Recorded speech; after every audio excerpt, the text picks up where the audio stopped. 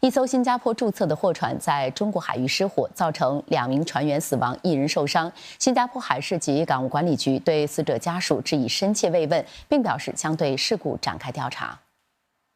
海事港务局表示，一艘本地注册的散货船，本地时间昨晚7点35分左右，在中国海域起火。事发时，船上有25名缅甸籍船员，没有新加坡籍人员，有2名船员身亡，另1名船员则被送院治疗。失火的是货船的机房。